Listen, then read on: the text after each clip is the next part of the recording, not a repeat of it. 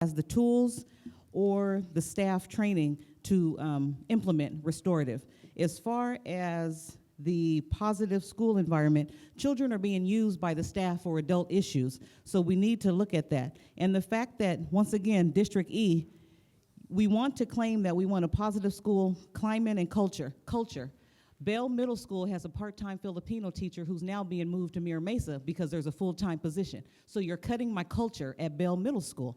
Oak Park, they lost their music academy so that we can build up Crown Point culture. So once again, when we say positive environment, it's not positive if we're looking at trying to get students in a dress code and the teaching staff dressed like they're just crawled out of bed. So business casual is what their contract calls for. Their contract calls for them to be on campus a certain amount of time. So at what point are we going to audit? Are we going to hold people accountable for being on campus what the teacher's contract calls for?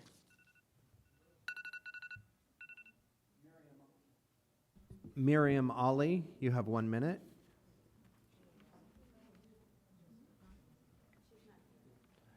Amy Redding.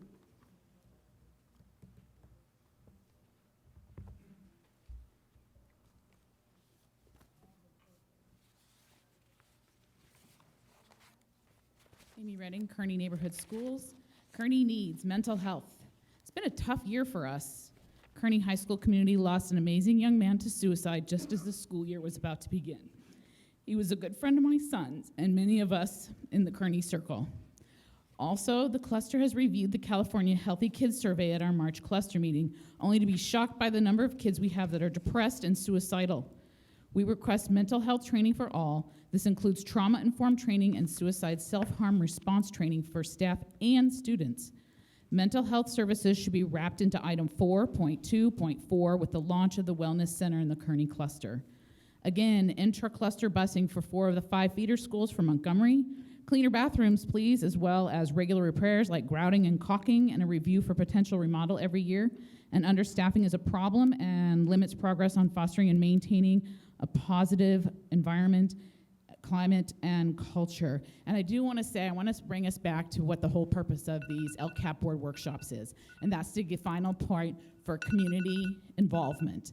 And we've had a lot of talking from district staff, and I appreciate it, but the real point of this is to get the community input one final time. That's not how I want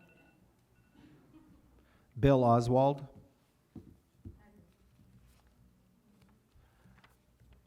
All right, board members, questions or comments? Dr. Evans? I'll just say it was a very outstanding presentation. I appreciate the work you're doing. I usually have a lot of questions, but you answered all my questions as you went on to explain it. And so when you talked about being collaborative and really integrating the work, I can see that really happening. So I really appreciate all the work you're doing very, very much. Thank you. Dr. Whitehurst-Payne? Just one comment, I'll leave the others. Counseling. It's good to hear that you all are focusing on counseling, because that's one area I hear most negative things about, even at Rotary meeting and other community events. But at least I think you're beginning to focus on the fact that counseling starts at elementary, goes all the way up. And we're bifurcating the fact that counseling for careers and what students take is different from counseling for emotional, physical, and other needs. So you're looking at the child holistically to say, okay, we've got nursing, we've got needs over here that are health-related or social or emotional, and yet we also have the piece of looking at that child and the career in the future. Yeah. So it's like the counselor gets the bad rap for, quote, my brother-in-law, they don't do anything, et cetera, et cetera. But it's all about knowing what folks' roles are and then addressing the entire needs of the children. Thank you. Yeah. Dr. McQuarrie? Yeah, I just want to acknowledge the work that we're doing at Crown Point Junior Music Academy. And if you look at page 109, we have the Dalai Lama's quote about a positive vision is what develops a positive action, which I think is what this goal is all about. Also, I just wanted to highlight the focus that was given on teaching the whole child. And if we want to teach the whole child, we need to know the whole child. And that was the focus on counseling. And then once we identify the needs and the strengths, I heard that we're building strength from strength to strength.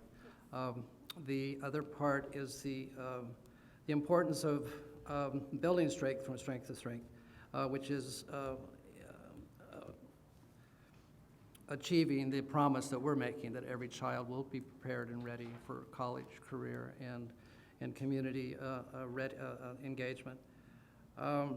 Question or maybe just a comment that want to make sure we are focusing on the incredible needs of our homeless and our foster youth, and would like to hear more about that at another date. And I would like to know numbers of homeless. My guess is close to 6,000, and the number of fosters maybe close to 400, something like that. Those good numbers. Thanks. Thank you. I want to thank everybody for your presentation, but more importantly for the work that you guys are doing every day for the kids. A couple of things real quick. Number one, phenomenal work with restorative practices pilot. Looking forward to that being expanded to piloting it in more clusters or more schools or a system-wide, something to give all the teachers and the staff and all the schools at least some kind of inkling of what they can do to kind of change the way the climate in their school and their classroom is. And we could partner with some other school districts in the county on some of the work that they're doing, instead of making it just, a complete program, but they're doing it in some other incremental ways which are having phenomenal, profound effects on suspension rates and expulsion rates. Second, thank you so much for the counseling and the K-12 and the focus and the pilot there. I really think as a system we need to look at the counselor to student ratios as an overall systemic challenge that we have to make sure that counselors can at least have the opportunity to know some of the names of their children, not just the ones that are the most troubled. And then with anti-bullying, I believe earlier I had a couple of remarks. One, I really think that we've seen from today the difference between 400 responses and 32,000 is, are we just putting it on a website in 6-point font on the bottom of a website, or are we actually pushing out the link to report bullying to every parent and student? That's the big question. I think that we can do better with that. And encouraging students and parents to report if they observe it or are the victim of it. And of course, this doesn't just benefit LGBTQIA students, it benefits all kids to help them understand that they can be in a safer environment. And then more specifically with not just one email in September, but with a poster in every classroom that I believe was a part of the superintendent's anti-bullying proposal to the board last year. Thank you. And with that, if there are no other comments or questions, Dr. McQuarrie? Yeah, I just want to correct what we call a fallacy of context. I think in the first goal, I mentioned that there wasn't an effort to, or sufficient attention to training and of all staff members. I see that is well covered, and it is here, so I want to acknowledge that. Thank you very much. And with that, let's move on to the last and final LCAP goal. Might I... Great job, team. Thank you. Thank you very much.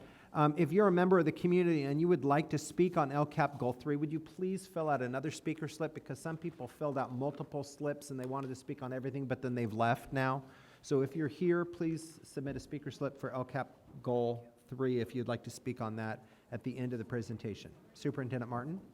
Thank you, Vice President Bisers. We're on to Goal 3, Quality Leadership, Teaching, and Learning as a way to deliver on our promises. And we have a presentation by Marshall Middle School Principal Michelle Irwin as an example of quality leadership, teaching, and learning at Marshall Middle that she will highlight right now, what they've been doing, and what are some of the replicable practices that we could begin to think about taking to scale in this particular goal area. And Ms. Irwin, thank you so much for being here today.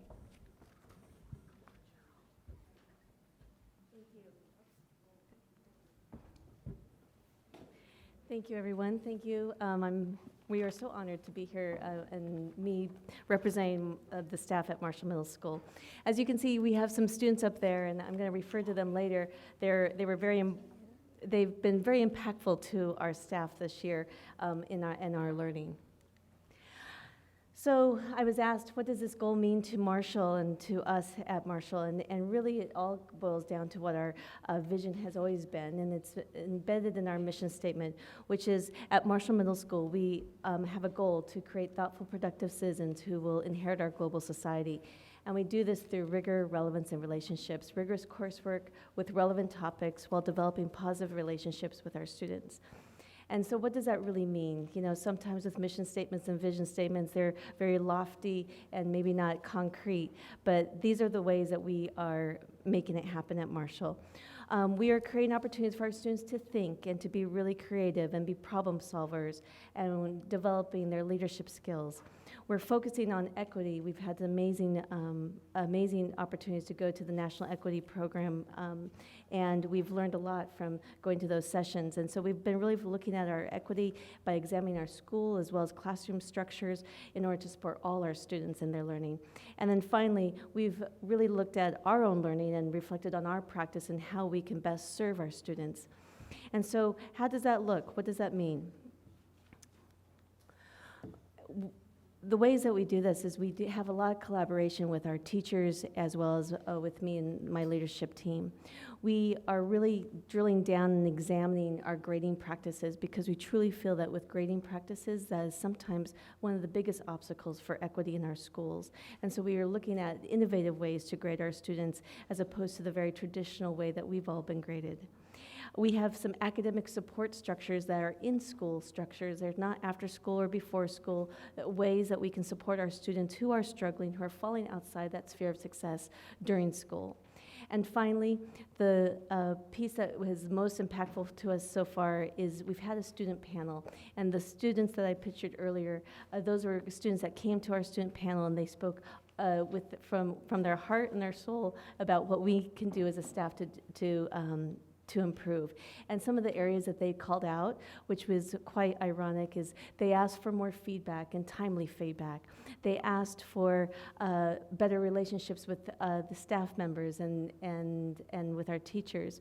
They asked for variety in their lessons. They said that we get into a trap of doing the same thing as well as even variety with the assessments that we give. And so we really listened closely to these students as they shared their learning with us.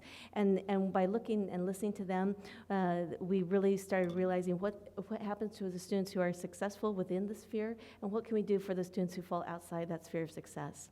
So looking ahead as we wind down this year, I also did staff feedback. What do they want? What do they need from us and from my leadership team? And they want more time to collaborate with each other and discuss best practice. We want to also have more weekly communication with our individual students outside the sphere. We read an amazing article from the New York Times a few months ago about even some of the nudges of success is really about those relationships and reaching out to students, and it doesn't cost a dime. And then finally, we're going to do some action research around one of our populations that are not being successful, which is our African American students. And we want to use that as a focal point, a focal group, to see what we can do to support them. And then finally, do some more parent outreach. So I'm honored that you have chosen Marshall to represent this goal, but we have a long ways to go to make sure that all our students are successful. Thank you. Thank you so much, Ms. Irwin, for summarizing how you accomplished this goal and set an example for the whole district as we move forward with quality schools in every neighborhood and specifically getting some examples around what does this particular goal mean. You made it very concrete for us to describe what you've been doing at your school and how you've been leading. Thank you. So we're going to move to, we have Area Superintendent Bruce Bivens, Sophia Ferre, along with Wendy Rank-Burr, and they will be talking about how we're going to accomplish this goal specifically with our equity levers and instructional practices, and we'll begin with that. Superintendent Martin, Board of Trustees, it's my pleasure to actually kick off this last LCAP goal, Goal 3. Our work with leaders is grounded on the belief that every single student deserves high-quality leadership, high-quality teaching, and high-quality learning. At the heart of our work is this idea of equity and two theories of action. The first theory of action is strengthening Tier 1 instruction. And we believe that we do that by creating common learning expectations and experiences that are grounded in standards. The second is, our second theory of action is around widening the sphere of success. And you actually just heard Michelle talk about the sphere of success, and it's very important to our work. We are committed to actually a relentless commitment to the learning and well-being of each and every student in our system. This is a conceptual framework that includes more details about our work, and it includes relational leadership, strong Tier 1 instruction, integrated multiple tiered systems of support, and high-quality IEPs. In the subsequent slides, we'll provide more details on each of these areas. So let's start with strengthening Tier 1 instruction. At the beginning of the school year, we introduced these 5 equity levers: literacy, collaborative team teaching, meaningful assessment, meaningful engagement, and relational leadership. Later in the year, we introduced the idea of IMTSS, and the most important part of that is the I, the integrated. The idea that the work that we do has deep levels of integration, and I believe just in the previous presentation you heard Franny talk about this level of integration, and it's both horizontal and vertical integration, and that's the important part of our work, is that our departments are no longer working in silos, but they're working in very integrated ways to support the multiple needs of our students.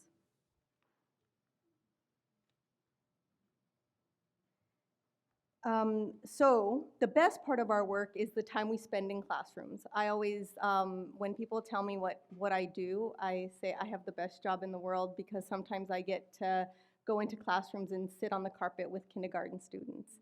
And so as we walk into classrooms with leaders, the things that we've been focused on is that this idea of cognitive engagement. We started with just the idea of generally thinking about meaningful engagement.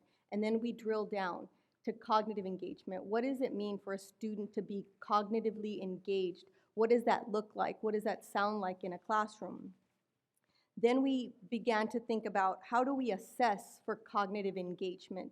And we strengthened conversations with leaders and teachers around assessment and what does it mean to assess students for learning. That conversation led us to professional learning communities, the idea of professional learning communities, and how we leverage that structure to improve both teaching, learning, and also how we assess students. And so I know that Board Trustee Beiser actually mentioned professional learning communities earlier today on 2 different occasions, and how are we providing space and time for teachers to actually plan instruction and assessments. So that guides us to our work and for next year. And it's always about building blocks. Our work is always evolving. We want to ensure that whatever we do in the next year is connected to what we've done the previous year. So ideas around cognitive engagement, meaningful assessment, professional learning communities all led us to ensuring that we begin to work toward creating a common viable curriculum. And when we use the words common viable curriculum, we're not actually talking about curricular resources like Lucy Calkins and others. We're actually talking about common core standards. That's what Marzano calls common viable curriculum. So with that, I'm going to turn it over to Wendy, who will talk about the meaningful tools that we're developing in collaboration with Marzano Research.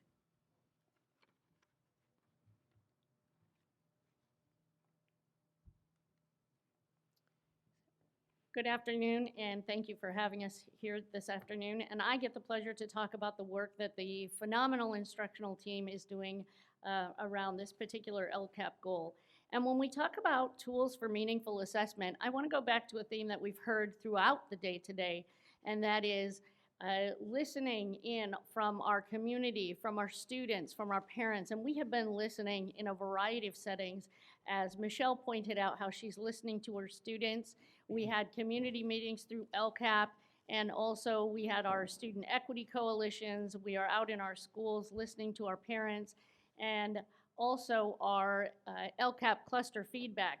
One of the things that came up throughout those various communities, and I went through and highlighted every example in the LCAP cluster feedback that was related to this particular goal. Interestingly enough, it was mentioned in goals 1, 2, 3, and 5, the desire to have coherence across this system around what is taught and how it is measured. And we have heard that from students, we've heard that from parents, we've heard that from the community.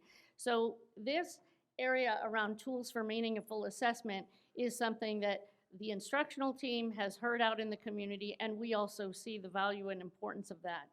We are working with the support of the Marzano Research Associates on this particular task, and what we're focusing on is first the what to teach and the how do we measure it.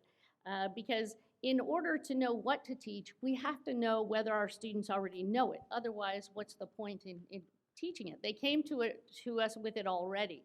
So the Marzano work, what they do is they have bundled together elements of the Common Core into standards that make sense working together, and they call those critical concepts. So you may have heard some references throughout the day around critical concepts. So the critical concepts are the what to teach. And then it has accompanying proficiency scales, which will tell us how students are doing and measuring their progress towards those critical concepts, which are grounded in Common Core standards. We will be tackling this work in English language arts, mathematics, and science. And in science, we will be using the NGSS proficiency scales because our science teachers have already been embarking on this work using Marzano's proficiency scales with NGSS standards. So interestingly, our science teachers in our district are the farthest ahead in this work and will actually be some leaders in this area, which is unusual that science is ahead of English language arts in that regard. So we're looking forward to how these tools will be able to strengthen our Tier 1 instruction across our system.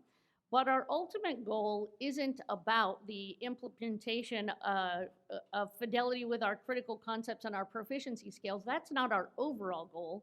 Our overall goal is widening the sphere of success. We want to get our arms around more of our kids to ensure that they have the knowledge and skills that they need so that they can access a full and productive life beyond high school and be able to go to the college or enter into the career of their choice. So with that, I'm going to turn it over to my colleague, Bruce. Thank you, Wendy. Good afternoon, and I'm thankful for being here today and being able to share with you the work we're doing with our leaders on how we refine and deepen our work this year and into next.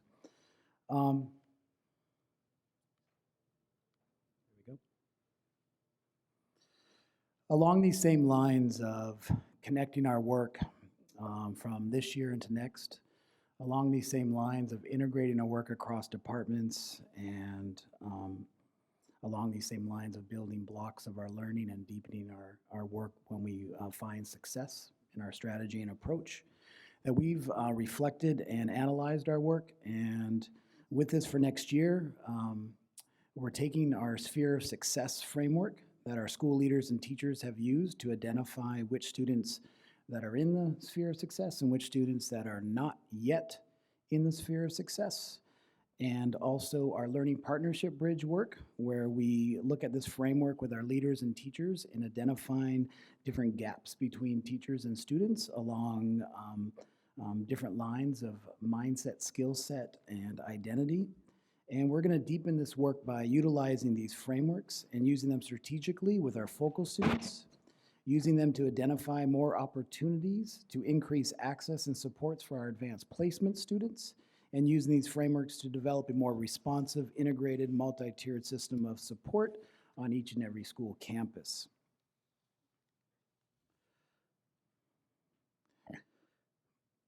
We believe that we have discovered through practice that through the specificity, we find the universal. And what this means to us is that through the specific learning of looking at specific students, we find universal applications for all students to be more successful in classrooms. For example, this year, as we've learned by watching our English learners and watching our students with individual education plans, By deeply observing and intently listening, we have unpacked critical needs that address a student's learning coping mechanisms or compliant behaviors that don't support a student's need to cognitively engage in their own learning. This understanding has shifted our learning at our principal institutes and our principal's role in observation and feedback with teachers, and their role as an inquiry leader in their professional learning communities, with their teachers identifying key instructional practices that have the greatest impact to cognitively engage our learners. Through this nested doll approach, for next year, we are widening our sphere of focus students by targeting key transition years for our learners, transitioning into elementary, middle, and high school, and transitioning into more advanced coursework. Our Learning Partnership Bridge framework helps us understand our students and ourselves more deeply by looking through these multiple lenses of identity, mindset, and skill sets, both as an educator and as a student, and any gaps in these areas between the teacher and student. Through these lenses, we will continue to bridge these gaps between the educator and the student. We will continue to address a leader's role in monitoring and coaching of their educators and of the lesson planning with intentional, differentiated, and targeted approaches in their lesson design process. And so we can address these gaps with our focus students. As you've heard earlier today, through the Office of Secondary Schools, with our partnership with the Equal Opportunity Schools, has been a key partner with our work this year and our equity work. Also with our partnership with the National Equity Project. Next year, we are strategically aligning these two partners together alongside us and have them take an active partnership role in our principal institutes and our leadership labs with our leaders and our capacity builders on our campuses. This partnership will help us strengthen our work in the identification of underrepresented students, determine strategic and specific supports needed for our underrepresented students, and provide specific training needed for our educators to increase both placement and success of our underrepresented students in our advanced courses and with the passing of our advanced placement tests. As you've also heard multiple times about our integrated multi-tiered systems of support, particularly, we are all responsible to ask, what do we do when students are not learning? And we need to build stronger, more responsive systems in our integrated multi-tiered systems of support on our campuses. Our role as area superintendents is to coach and support our leaders in developing these more responsive systems. Particularly, as you heard Sophia mention about focusing our efforts around strong Tiered 1 instruction, also strong Tiered 1 intervention, where intervention and instruction are intricately connected in first-time learning opportunities for students. Working with our school leaders for next year, we're going to be thinking through new and innovative ways to leverage our school counselors throughout a tiered system of support. Our collective efforts in an integrated multi-tiered system of support is to unlock the genius of every student, is to strengthen their agency and their curiosity for their own learning.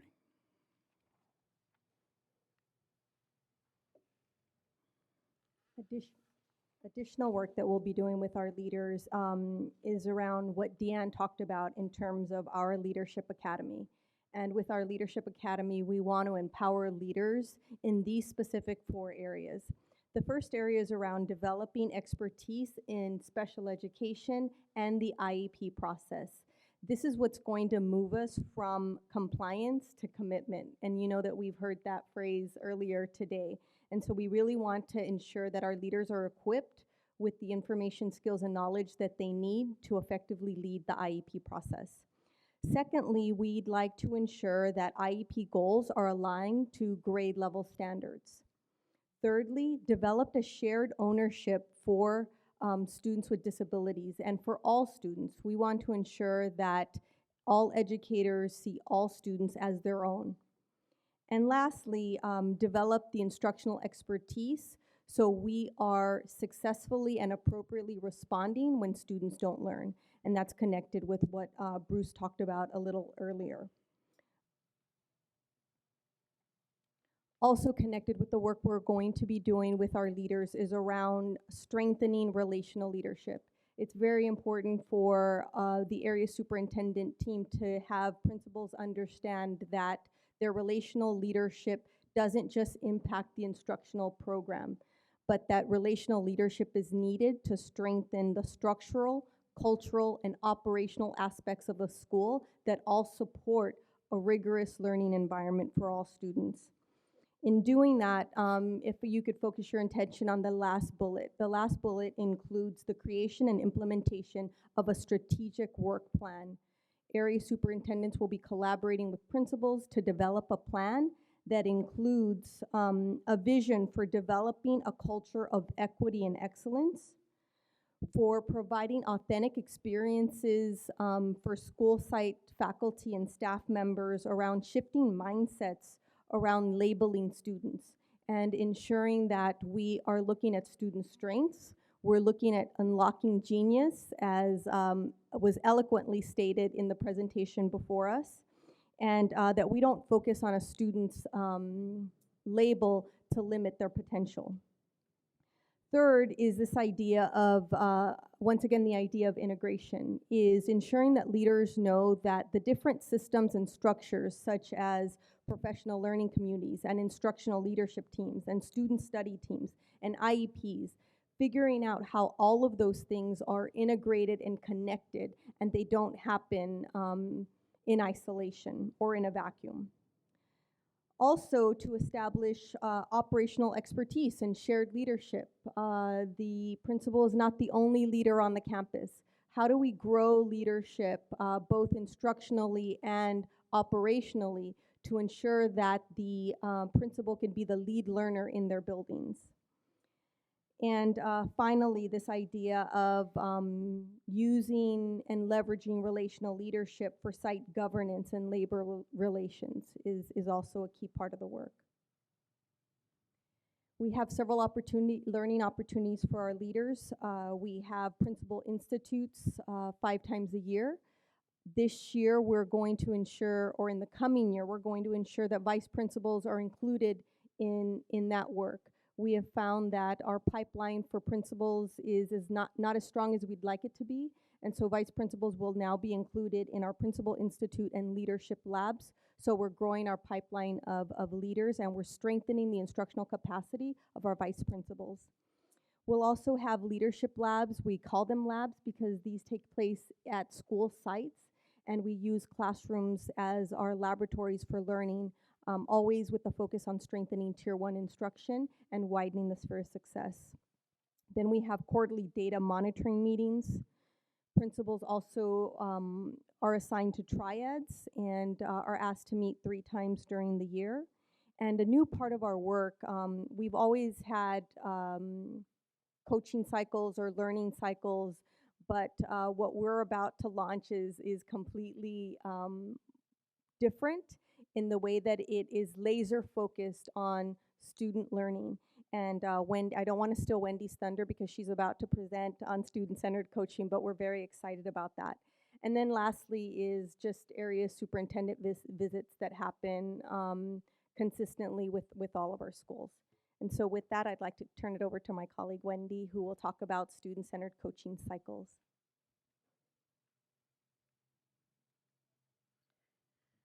So our student-centered coaching cycles will serve as the bridge between our Tier 1 instruction and that widening of student success.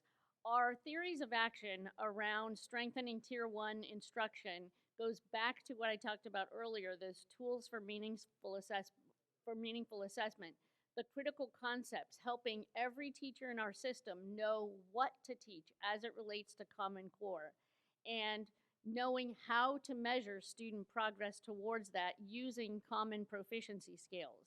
So on the one side of the bridge, the strengthening of the Tier 1 instruction, the student-centered coaching cycles is what helps us to get across that bridge by providing in-classroom, side-by-side support for our teachers and being on the ground in our schools with our principals.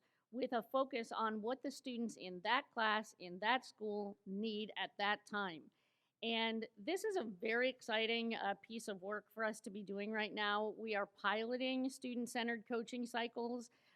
Currently, we're about to wrap some of them up, and we are seeing very promising results from that work, and it's allowing us to refine the process, get feedback from the field, so that our student-centered coaching cycles can be the best that they can be. We're learning from experts in the field through our readings and through professional development, but ultimately it needs to be student-centered coaching cycles based on the best research and done with the expertise and finesse of San Diego Unified. So with that work, it will get us over to the goal of widening that sphere of success and increasing the number of students who are on that path to success and graduation. So what exactly is a student-centered coaching cycle? There is some text up there for you from Diane Sweeney's work. There are 3 books down along the bottom that we have been working from. They're Diane Sweeney's text on student-centered coaching in the K-8 setting. She has one specifically for the secondary setting, and then one that focuses on the actual specific moves that a coach makes with a teacher to move instructional practice. The big idea, as the name implies, is that students are at the center of the coaching cycle. So looking at what are the students doing, what do the students need, and what do we need to support to help the students get to where they need to be. A student-centered coaching cycle can run, varies in length, between 4 and 6 weeks. Some models suggest as short as 2 weeks. We are looking at between a 4 and 6 week cycle. We use an integrated team approach, and that integrated team means content area resource teachers, so that could be English language arts, math, science, or history, social science, our special education resource teachers, our Office of Language Acquisition resource teachers and staff that's already on the ground, as well as instructional technology.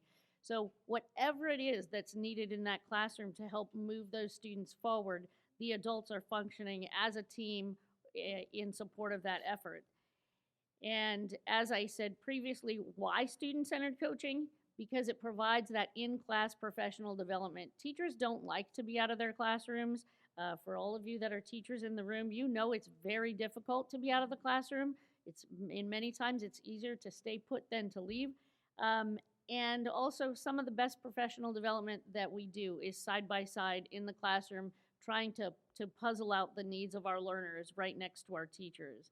So our student-centered coaching cycles in San Diego Unified, in order to bring focus to our work, we will be focusing our cycles on TK2, grade 6, and grade 9. So that is the focus areas for us. And again, we are seeing some great outcomes already in our pilot and making some adjustments along the way. And I was working on the data for our Crawford pilot. We've been piloting in Crawford, and 100% of the teachers, one of our goals was student engagement, 100% of the teachers reported through the survey an increase in student engagement, and our objective data measuring that engagement also corresponded and showed the same results. We also are having very promising results with increasing their reading, with their reading levels, and we had significant movement with our 11th graders at Crawford, which we'll be sharing with the Crawford team tomorrow. Thank you very much. I especially want to thank Michelle Irwin from Marshall Middle School, continuing to do great things up there in Scripps Ranch. Thank you. Thank you, team. Let's go ahead and take board community member comments. Let's go ahead and start with Chris Larson. You have 2 minutes.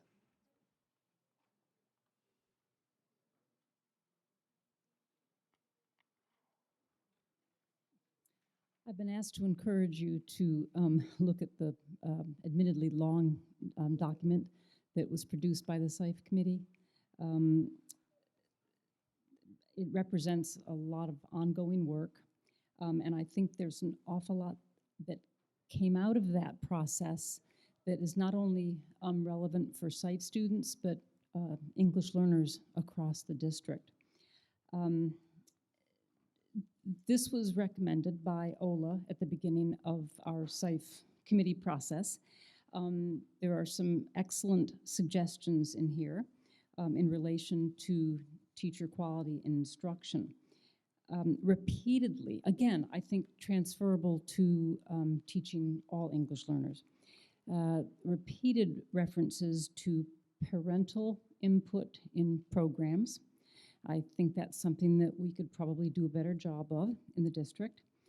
Strategic staffing. I don't know how much of that is done. I know, having worked in other districts, that I've seen great success at schools identifying teachers who are particularly skilled at working with English learners and want to, and purposefully placing the students in those classes. I think that's something that we could probably do more of. Teacher quality and qualifications. I think maybe we've gotten a little caught up, or at least a year ago, a little caught up in some misinformation perhaps, or confusion about the requirements for teachers who work with English learners. It isn't just about credentials. I mean, obviously that's an important thing. But to quote the Professional Services Division of the Commission on Teacher Credentialing, there are nuances beyond state requirements.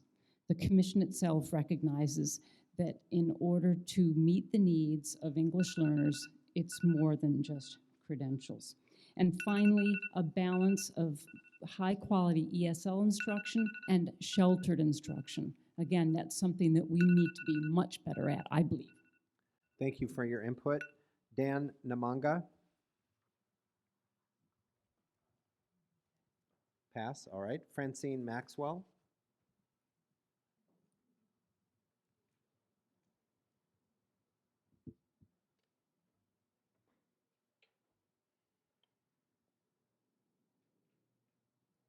Quality leadership, teaching and learning. The board trustees need to take back your power and start looking at the principals that are in your area that we elected you to have. A year ago, Cindy Martin's leadership team member came to the community in District E and said, "Have you heard the rumor? Who wants to be for Morris?" We talked, we laughed, we giggled, and that person was just named for Morris. So it's not rumor mill, this is friendship driven. Morris had the chance to change the educational dichotomy for the 10 years. We're going to get status quo now. This is an individual that taught there. Of course, wonderful. Go get your credential, do everything, and come back. You party with these people. They're your friends. You cannot lead your friends when you just had shots with them on Friday. So you have already shot us in the foot for quality leadership, teaching and learning, professional development at Lincoln High School. I go to SGT meetings and the teachers clearly say they're optional. They're not forced to go. So how can I learn from a master teacher when you give me my prep time, but I don't go to learn and listen to that master teacher? We need more accountability. Once again, you're sending these area soups and they are not fulfilling the mission. They are there in theory only. You need to really break down what is happening on these campuses. I have an African-American male, he has a 3.8. His mother came crying to me. My son is hurt that he is not prepared to go to college. They are inflating the grades in District E so that parents and guardians stay away from these campuses. You give a kid a 3.8, those guardians are subject not to ever come. But the parents are waking up and they're knowing my child's not even ready to go to Mesa. So we have to be more accountable. Community walkthroughs. Every campus in San Diego Unified should have a community walkthrough. Both semesters, you have the community come in. They're not evaluating teachers, they can't, but they're observing teachers, they're observing bell-to-bell teaching and learning, or their that lack of. We all know that there's a list of people that have not been enough. And so at some point we have to say enough is enough, and let's push and make it mandatory that everybody go to PD. Thank you. I believe that concludes our public speakers that have submitted. I want to thank the community and everybody present for your civility today, allowing everybody the opportunity to have their voices heard in a respectful manner that supports the First Amendment. Trustees, do you have any questions or comments regarding this last LCAP goal? Just one independently, I'm not saying this because of any previous comments, but at Marshall, you reported that your school site had looked at African Americans and decided you wanted to do something. Can you tell us a little bit more about that? How many students you have? What were you seeing? What would lead the faculty to decide that independently without being knocked upside the head and all the other stuff? What did you do? So we've really focused, well, this past year, we've all took on a focus student to focus in on and try to figure out how to support them better. And one area of need that you can see in our SBAC data, and it's not just this year, but in past years as well, is one area is our African American students are not performing at the levels of some of our other subgroups. And so we don't have that many African American students at Marshall. We have probably around 60 to 70, but you know, under the namesake of Thurgood Marshall, we want to focus in on our students because we really truly feel that we have students who are African American who do not reside in the neighborhood, as well as we have African American students who do reside in the neighborhood, and we have students on, and regardless of their zip code, some being successful out, as well as some being successful inside the neighborhood, and we're trying to figure out what is it that is making them be successful or not be successful. And so that's why we're looking at various different innovative grading practices so that we don't have an inflation of grades, and to actually look at competency-based grading, because we really feel like, and our student panel actually said this the other day, they said, you know, we really want to be masterful and we want to master the projects and we want to master the content. And so we really have to figure out how are we grading students, because if it's a one-time shot as far as taking a test or a quiz and they didn't do well because of whatever reason, how is it that they can get the feedback and then revise their work? And so we're really looking at grading practices, we're looking at skill set, and I know that Sophia and Wendy spoke about the mindsets and regarding the sphere of success, and really looking at our practice on what are we doing to hinder that or actually promote success. So it's kind of going to be like an action research project for us, and you know, I definitely have a lot of staff on board to do that. Well, that's good to hear, because I think it was a little more than a year ago, we had our joint meeting with the community college district, and we received some data from all the high schools, and if I recall correctly, Mira Mesa was the one high school that you didn't see any kind of discriminatory pattern, that the African American students were performing at the same level that all the other groups were, and at the time we wondered what was going on. But it looks like you're looking at your data, you're looking at what's going on, you're listening to the students, the community, and you're responding to that independently without all the other noise. You're just recognizing that you need to do something, and I would encourage all the schools to do that regardless to where you are, because the fact of the matter is that District E does not have the largest percent of African American students in the district. They are all over the district, and every school needs to look at their population. I just happen to focus on African Americans, but it's same for Latino or any other population group. Thank you. Thank you. Dr. Evans? Well, I know it's getting late, and all these words, assessment, curriculum, strengthening, sphere of success, on and on and on. I know they can get very abstract at points, and I really appreciate your presentation, Ms. Irwin from Marshall, in terms of us being able to see very concretely what you're doing in terms of related to all the things that were discussed, in terms of let's look at what's going on, what sort of interventions we're going to have, what groups we've identified that are, you know, are having difficulties, what we need to do with the staff and parents and so forth. But having said that, I mean, I think culturally, these bigger issues that we're talking about, the whole culture of equity, and just the basic idea that we're concerned about every single student, I think is actually, I mean, it's probably been said for a long time, but it's actually very revolutionary to put that into practice. It's sort of like schools have forever said, parents are important, you know, go to your school. I mean, I've been saying that for decades, but are we really, really engaging them? And I think this issue of, I mean, we have the misused phrase before of no child left behind, but basically that, you know, all means all, it's a very different focus to say, oh, I'm a good teacher because most of the students have done pretty well, as opposed to, who is left behind. And I think when you talked about that with the IEPs, the whole issue of the compliance versus the commitment to really making sure that they succeed.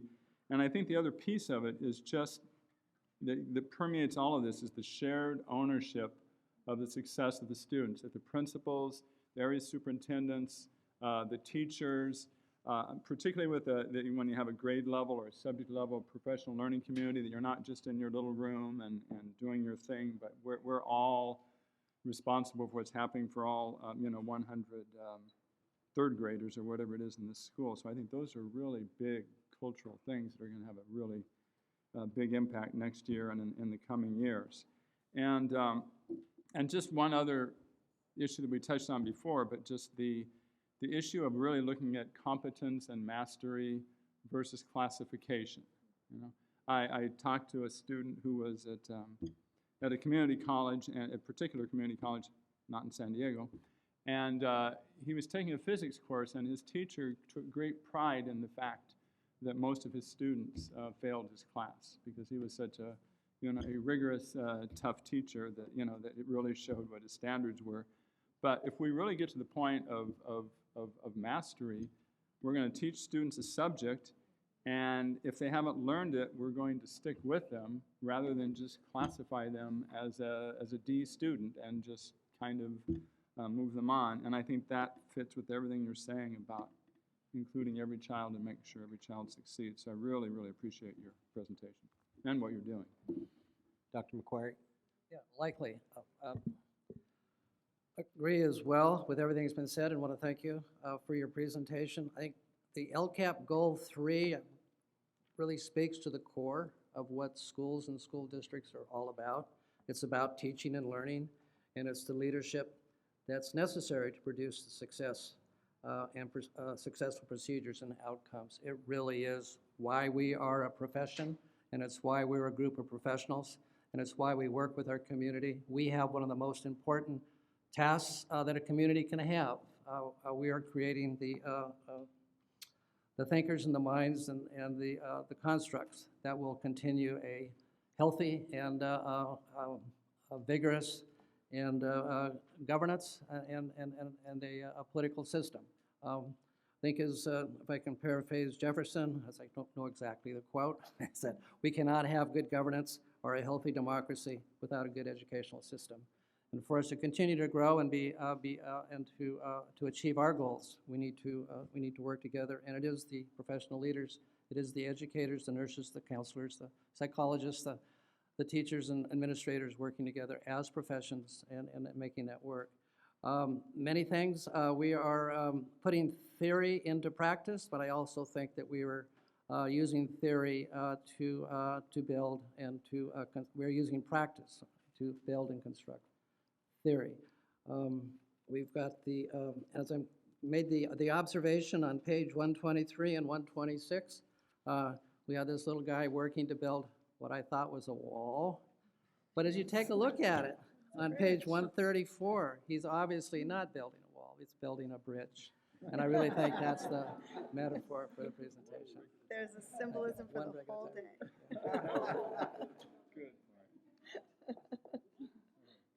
Thank you. All right, I want to thank Bruce, Wendy, and Sophia for your great work and presentation on the LCAP goal. A couple of things, just kind of overall, with regard to the LCAP information that we've received today, there's a lot of really good information about where we are, what are the expectations, what are the local control accountability plan implement items, how we're going to measure it, and things like that. And at the break I'd mentioned and at lunch I'd mentioned to some staff that it's really kind of challenging that by law we're required to do this at this time frame, but we're really not going to have a lot of the data, the meat and potatoes, until July or August. And so it's just kind of interesting. It would have been nice to be able to have this kind of informational presentation after we have all the data and the numbers and the results to measure our progress towards various goals and things like that. So that's one thing that I look forward to hearing in the future is some more specific data and numbers and stuff like that. The second thing is, just the effort. A couple of times it has come up throughout the day that we have some phenomenal pilot programs that are really good models of best practices, such as the restorative justice program that we've been piloting here for a couple of years now. And so I'd like to coin the phrase pilot to practice. So I really would like to ask the superintendent to take a look at some of these particular pilot programs and bring presentations to the board or plans to the board. And I know that Superintendent Martin and the staff and you probably already have these kinds of plans. But I think being able to see them at a board presentation soon would be really helpful. So I guess I'll just make a motion to ask the superintendent to present to the board within the next 90 days pilot to practice plan for restorative justice in the school district. Do I have a second? Okay, we have a second. Any comments or questions? Do we have, are we not developing a plan at this point? Is this new and necessary? You just heard Ms. Singleton Daniels talk about the plan for next year and the Right, Department for Restorative Practices, and so Right. that's the core of her work. Yeah, is- and so that'll be rolled out to every school in next year, 2 years, 3 years. That's the core of her work, is designing the implementation going forward, and she talked about the 3 triangles, what the Uh-huh. base needs to be. It's not just, Yeah, when are we doing restorative circles? It's starting at tier 1, so right. she's working on that plan. And so, so we don't know if this is going to be in 5 schools next year, 10, 3. We don't really know. And as a board, I think that would be helpful for us to get a general picture of what is that plan of implementation of the pilot, or the incremental expansion of the pilot over time as a result of their work. I guess I'm a little, because we've talked about a lot of issues and, for example, the wellness, the LGBT, lots of different kind of plans and so forth. Yeah. And I guess I'm not comfortable with just putting a timeline on 90 days on one particular issue. Yeah. I think it would be more. Well, I understand your reservation, but we've been talking about we've had a restorative pilot in this district for 2 years now, and we've been realizing that a lot of that work has had phenomenal results for students in terms of reducing suspension rates and expulsion rates and things like that. And so I think that it would behoove us as a board to try to understand what is the plan for implementation beyond the limited pilot program that we have and we've had for some time. I'm not asking for, I'm not directing the superintendent to create a plan to implement it all next year, but just to get an idea about where we as a district are going. Or are we going to continue with 1 or 2 pilot schools for the next 2 or 3 more years? I think we have a responsibility individually and collectively to understand what that plan is and where we are in it. Well, could you respond to the I would idea say that we that just have 1 or 2 pilot schools for the next couple of years? Well, I would say that I agree with the whole reason why we've actually created the Office for Restorative Practices to report directly to the superintendent is because we're now putting different attention on that to expand it. So 90 days for me, I would say, given that staff is going. So how many days would you feel would be appropriate for you to I think come back? we need time to partner with Felicia as she starts her work and be ready sometime after school starts in the fall. Okay, so In how about October, before November. November 1st? Is that, Let's make a deal. Is that realistic? Well, no, it's not, let's make a deal. It's, we as a board have a responsibility to understand what we're doing in our district. And I want to make sure that We can take a look at that. I'm deferring to you the appropriate amount of time that you feel would be required to let us know where are we with our restorative justice programs. Yeah. And it's important that we have that conversation because there's a lot of, there's lack of clarity from some folks on what does it even mean. Yeah. And it's not just go from 5 schools to 10 schools to 20 schools and what's the calendar. If it was that simple, we could just produce that. It's actually the deeper work that goes behind it. Right. And so the board. That you saw an entire team. I- So we'd I- like to present that to you in good time in Right. November. Okay, so then I'd like to amend my motion then to just ask the superintendent to provide information to the board about the restorative justice plan, pilot to practice, before November 1st. Just a question to Superintendent. When would this have come up on the, as we go through every month on these issues, when would it have come up anyway? I don't have next year's calendar in front of me, but we planned out LCAP board meeting updates, and I'm looking at Marty, I don't know when it is for next year, but we have each, we haven't set the calendar Yeah, it for next hasn't year. been when it's set gonna yet, so then Okay. that's amenable. I can support this if we're talking about November, because Yeah. realistically, June, Yeah. then you've got September, 90 Yeah. days of September, 1st of September, and I don't think that's realistic. Right, and that's So why I amended November them. maybe. Yeah, that's why I amended the motion, Sharon. You're right. Yeah, you're right. So what I'm hearing in the motion is a need to place additional emphasis to get some certainty on this important effort that we're making Yeah, to take restorative practice from a pilot. to moving it towards institutionalization and system-wide. Yeah. I'm wondering, is it possible that instead of creating an arbitrary deadline, if there's one that would work more naturally with our goal to goal and Yeah, over the last presentations? 3 years, when there hasn't been a deadline, reports will come back a year later after board action. That's why I think all of my motions in the future will always have some kind of a time frame, whether it's board generated or solicited from the superintendent to an appropriate time that she feels would be amenable to her presenting back to the board information about it. Okay, And so then she had said that, November would be a good window after, the fall. My position is that they plan out all of the reports each month on the LCAP and where it falls naturally within that, rather than us imposing a particular deadline. Right, and we haven't planned that out yet, so then LCAP 3 could, fall just within be that. scheduled in the fall in Could be, alignment, but so that it not naturally falls with that calendar, yeah. Yeah. Okay, any other comments or questions? Okay, raise your hand if you vote yes. Okay, no? Okay, motion carries 3-1. All right, so then the next thing that I just wanted to talk a little bit about was that we had learned about Kearney High School's STEAM grant, which includes VAPA, and it's unfortunate that in Kearney High School cluster, all the elementary schools have music. Both of the middle schools have music, but the high school does not have music. And we even heard from members of the Kearney neighborhood school cluster that they would like Kearney High School to have music. We also heard that today that Claremont High School does not have music next year, but that's being worked on. And Claremont High School has had music since they opened in the 1960s. And so I know that this is something that's very important because we're going to have music in every single elementary school. We're going to have music in every single middle school.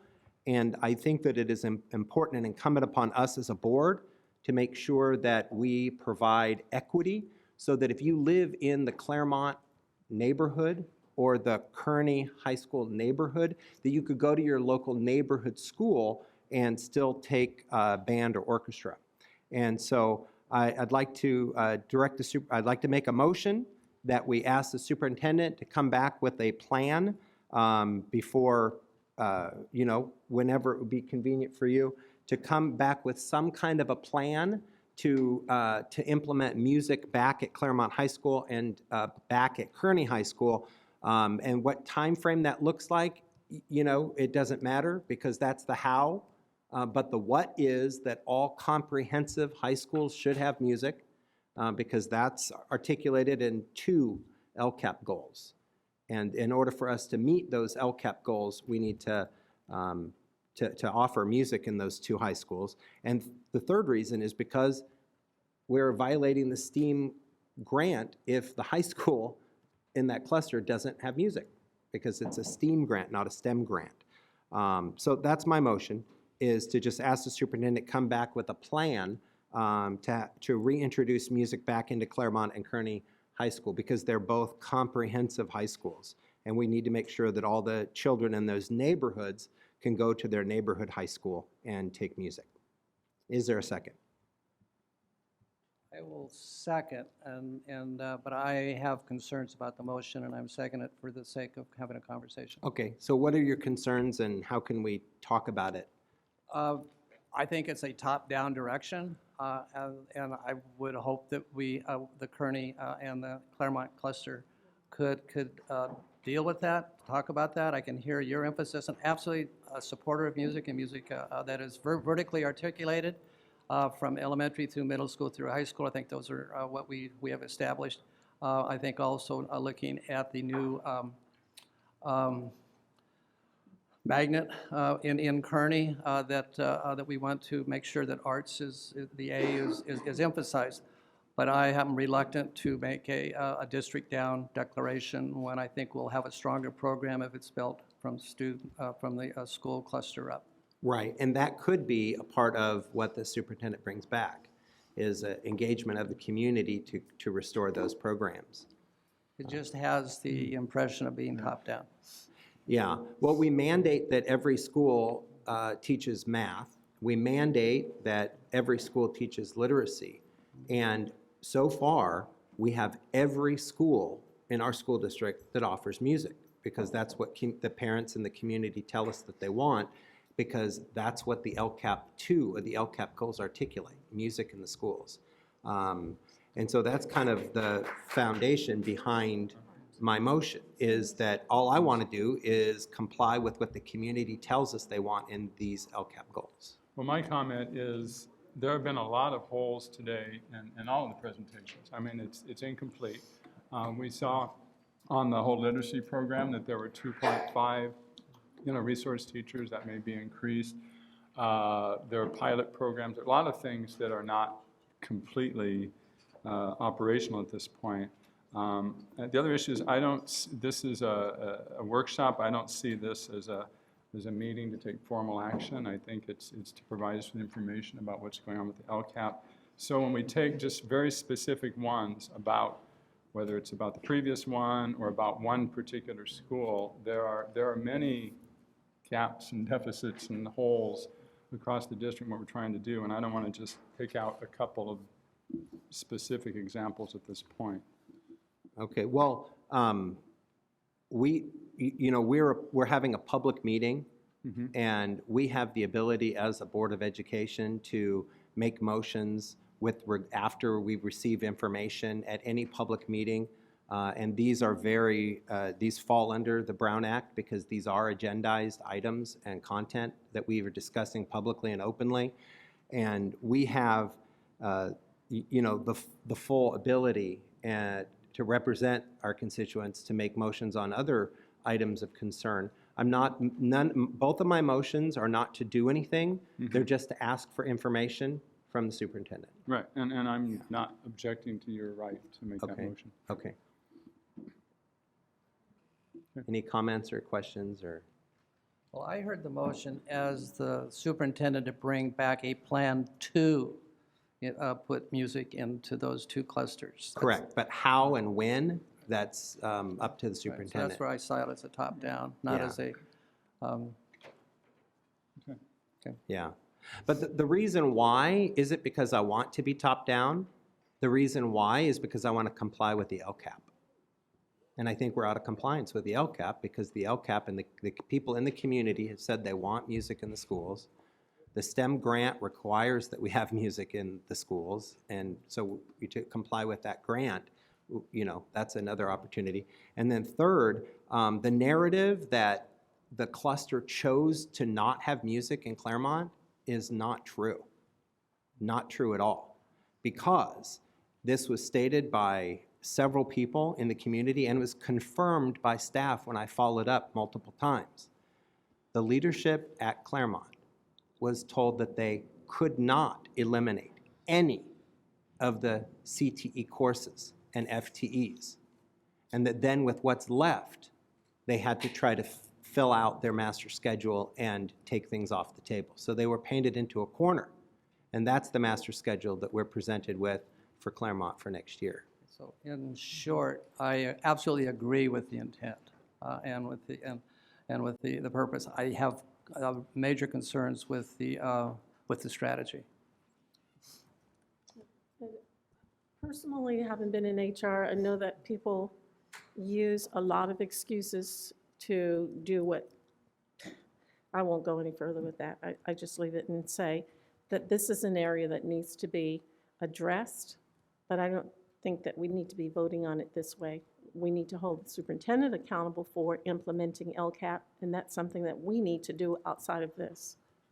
Do you have an alternative strategy then if you feel there's a different way to accomplish this goal of meeting the LCAP with having music at Claremont? Personally, it's something that I want to do my own research on. Okay. Not that I don't trust you, not Okay. that I don't trust the Yeah. superintendent, but I personally want to do my own research. Right. Well, was specifically with the situation at Claremont High School, Lindsay Birmingham and the representatives SDEA brought it to, I understand, but Lindsay Birmingham and the representative SDEA brought it to my attention and other trustees' attention in a meeting months ago. It was also brought out at a public meeting where this was stated during non-agenda public comment at a open board meeting. And then I followed up with staff, the superintendent's staff, to confirm, and that was confirmed by staff, that the Claremont High School was told that as they build their master schedule, they had to keep all of their career paths. And then with what was left over, that was the FTEs that they had left over with which to choose from. And then there were a lot of things left on the floor. And music was one of them. So that's the motion. We did have a second from Dr. McQuarrie. Are there any alternative recommendations or suggestions to the motion? How you would? I call the question. Okay, right. All those in favor of the motion to ask the superintendent to come back with a plan? Voting on the question or voting on the motion? Well, we can just move to the vote if that's appropriate, yeah. So all those in favor of voting for the motion to ask the superintendent come back to the board with a plan to comply with the LCAP goal and implement and restore music to Claremont and Kearney High School, please say aye. Aye. Oppose?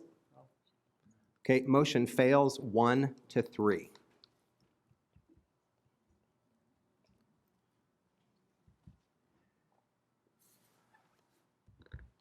All right, so then the last comment that I have about today's proceedings, specifically with the last LCAP goal, quality learning, is one of the things specifically called out in this LCAP goal and in others was regarding to online learning.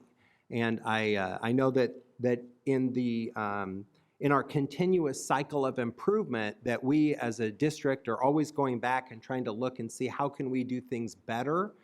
Do we have opportunities with online or blended learning to make sure that that the student learning part of LCAP Goal 3 has the fidelity that we need and the integrity that our children deserve.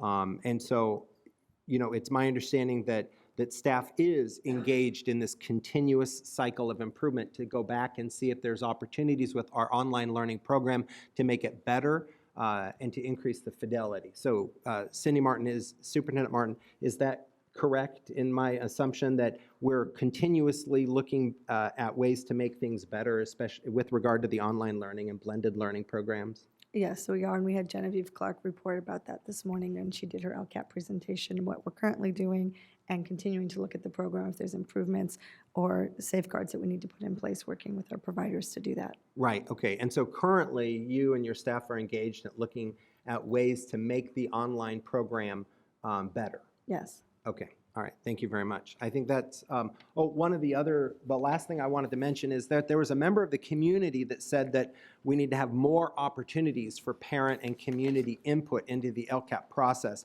And I'd just like to direct everybody's attention to slide number 5, which basically articulates that there have been 8 different and unique, you don't have to go all the way back. From 136 to 5. That our engagement process as a district began back in September, where there was opportunity for stakeholder review and feedback. Then the LCAP feedback survey was made available. Then in January, through the SBB process, stakeholders were allowed to provide more input on the LCAP goals and the process. In January, March, and May, the LCAP planning team and stakeholder group with different representatives and parents and community members had meetings. Early May, there was an early draft of the 17-18 LCAP document that was made available, and more feedback opportunities were presented to the community and parents.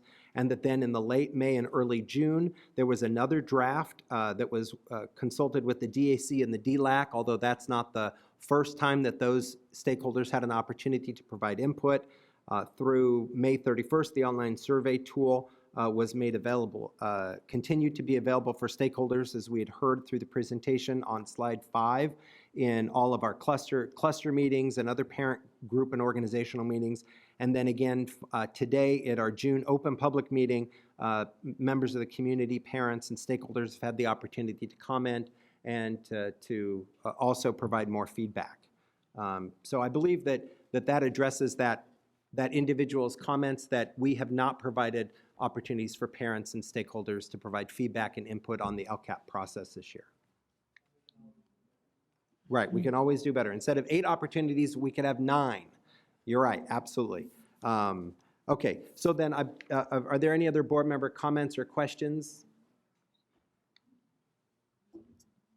No, I just want Okay. to say I appreciate everything we've done today, and I'm glad that we have it filmed, so the board members not here can see it, but also we can make it available to the public so that people can be aware of what we're accomplishing.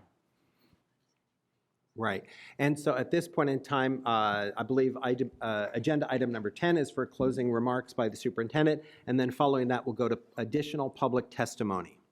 Thank you, Vice President Beiser. So as you heard today, our plans going forward next year to deliver on these 5 key goal areas from our LCAP.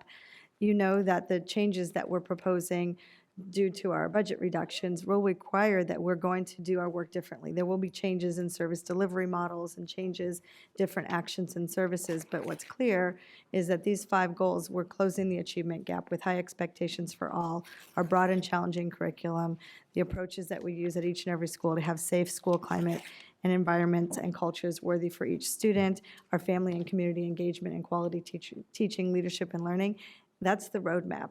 And even though we've made adjustments, we're clear that with the integrated multiple tiers of supports, we're able to accomplish the goals even though we're making changes. And the metrics that you spoke about, actually at the June 13th board meeting, will be available.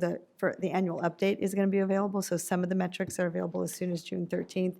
Others of them come in July and August, as Trustee Beiser said. But we will be publishing a calendar so you know when all those metrics are available as we move forward into our work for the next school year. Thank you, everybody. All right, we do have one additional public speaker that is submitted for this period, and I believe that is Francine Maxwell. You have 3 minutes.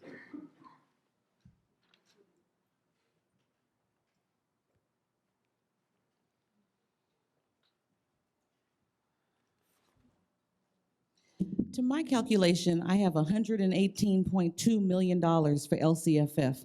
As the board is waiting for meat, potatoes, data results, show me the money.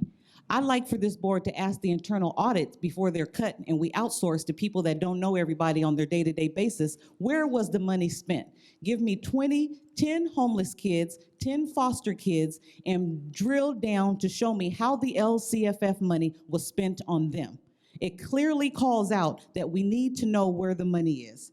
For the LCAP goal, family and community engagement, what about training parents online, SSC, SGT, know your rights? What if it's online so that they can go to their public libraries? Because many households in southeastern San Diego, Claremont, Linda Vista, they don't have Wi-Fi access. And there may be some teen centers that they can have some things and their children can do their homework. But what about having training modules for parents online so that they can do it when they're at the library and their students are getting extra help from other resources at school?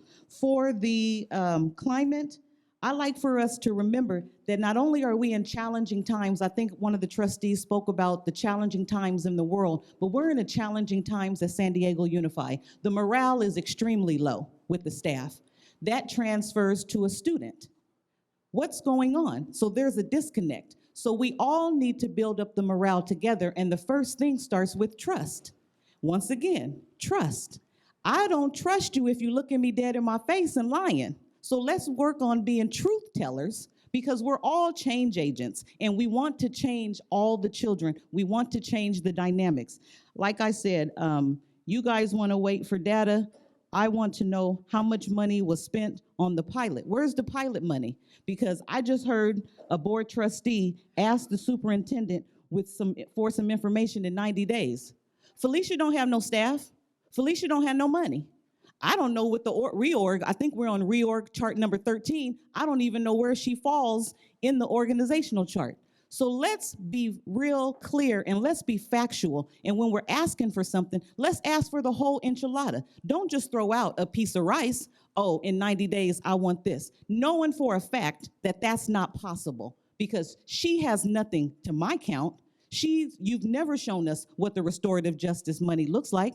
Dr. Peterson told me Lincoln High School is not a restorative school, because I had an interim VP that was suspending all my kids that had IEPs. So my numbers for Lincoln, and if they washed them, they washed them, because the numbers have gone up at Lincoln High School for suspensions and expulsions. So that's where we need to begin. We need to have a real conversation, a real dialogue, so that we can regain the trust of each other and we can move the dynamics for our children. We all know that parents are the first teacher, whether you have a PhD or not. Thank you for being a parent and bringing the kids to San Diego Unified and not running to charter.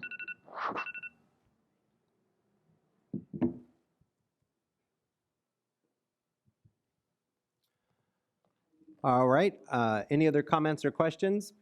All right, we are adjourned, and then we'll be going into open session in 5 minutes.